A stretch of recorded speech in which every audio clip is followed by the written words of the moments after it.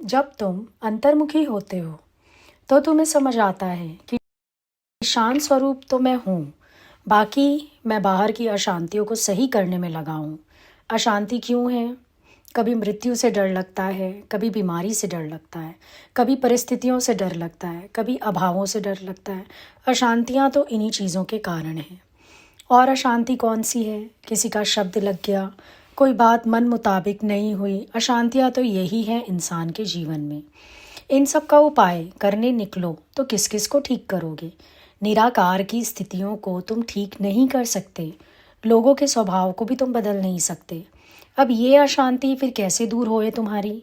शांति पाठ भी किस किस के लिए कराओगे? राह चलता भी कभी अपमान कर सकता है। जब मन ही अशांत है तुम्हारा तो बाहर वालों को क्या शांत करोगे?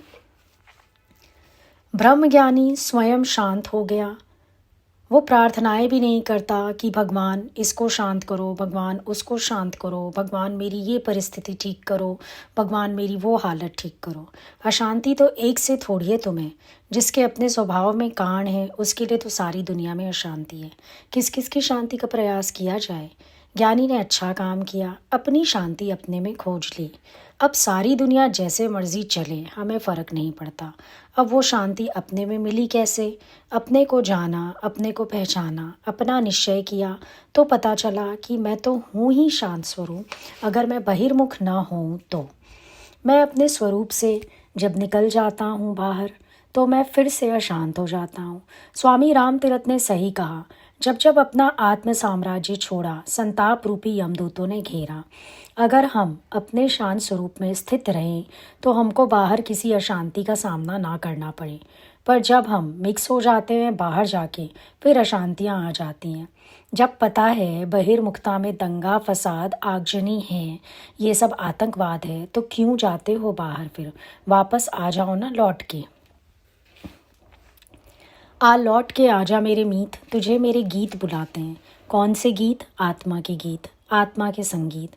गुरु रोज सुनाता है आत्मा का संगीत और कहता है आ लौट के आजा मेरे मीत। अरे तू तो मैं ही हूँ, मेरे से अलग थोड़ी है तू, पर लौट के तो आ। तुम बाहर बाहर बाहर चले जाते हो, फिर थपेड़े खा के लौट आते हो। सबसे बड़ी भूल है बहिर्मुखता। अगर अपना आनंद अपने में फील कर लो तो तुम्हें बाहर जाने की ज़रूरत ना पड़े, किसी व्यर्थ चिंतन की ज़रूरत ना पड़े।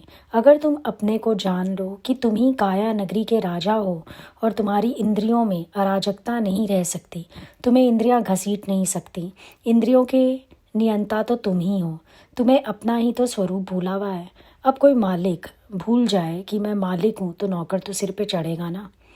मालिक का सुजाग होना बहुत ज़रूरी है। हम इंद्रियों के मालिक हैं और इंद्रियां हमारी नौकर है।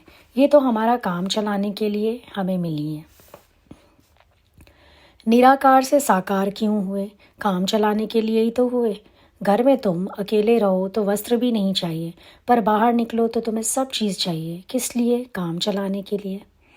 ये वस्त्र तो ऊपर का लिबास हो गया, तो ऐसे ही ये जो शरीर की भावना है इसको भी समझो। ये शरीर मैंने क्यों धारण किया? काम चलाने के लिए, इससे ज़्यादा और कुछ नहीं।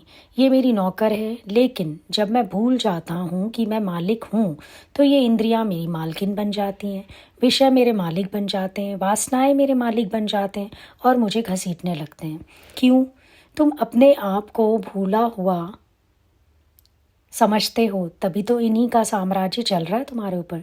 तूने अपने आप को भूल के इनके बंधन को स्वीकार कर लिया है। अपना आत्मनिश्चय भूल के तो इनका गुलाम बन गया। अपना आनंद रूप भूल के तो इंद्रियों में इतना रस लेने में लिप्त हो गया कि तू अपने मूल स्वरूप को ही भूल गया। तो ये सारे तेरे सिर पे तो चढ़ेंगे ही।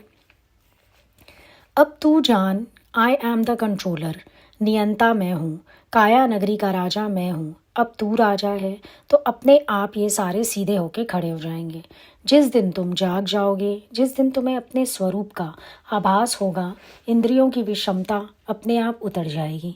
स्टार्टिंग में अर्जुन को भगवान से प्रार्थना करनी पड़ी कि मेरे को दुनिया में कोई नज़र नहीं आता जो मेरी इंद्रियों की विषमता को उतारे। दूसरा अध्याय भगवान ने सुनाया जैसे ही तो क्या कमाल हो गया। विषमता तो बची ही नहीं उसके अंदर। विषमता गई, साखी सुजाग हुआ। इसीलिए पहले जानना होगा कि तुम ही आनंद स्वरूप हो। तुम भिखारी नहीं हो जो तुम्हें इंद्रियों के रसों की भीख चाहिए, बल्कि एकाग्रता ना हो इंद्रियों से भी रस नहीं आ सकता। मन एकाग्र करना पड़ता है। अंधे और लंगड़े की बात आती है। लंगड़े ने आम देखे, अंधे के कंधे पे चढ़ के तोड़े। माली आ गया तो डंडे कौन खाएगा? दोनों खाएंगे। अंधा भाग इसलिए नहीं सकता क्योंकि वो अंधा है, और लंगड़ा टांग से लाचार है, दोनों मारे गए। इसी तरह मन है लंगड़ा और शरीर है अंधा, दोनों मिलकर काम करते हैं। मन तो अपने आप कुछ कर नहीं सकता, इंद्रियों का आसरा और सहारा चाहिए उसे।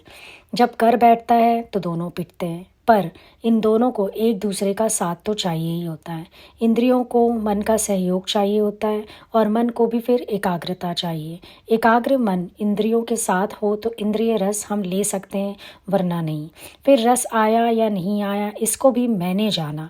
मज़ा आया नहीं आया कौन बताता है? कौन बोलता है कि मुझे इस कार्य में मज़ा आया? मैं बताता हूँ। मुझे पता चलता है कि मज़ा आया या नहीं आया। पिक्चर देख के आते हो, फिर अपने रिव्यूज़ देते हो, अच्छी थी या नहीं थी। मज़े को भी जानने वाला, मज़ा है या नहीं है। मैं कौन हुआ? मैं जानने वाला हुआ, मैं साक्षी दृष्टा हुआ।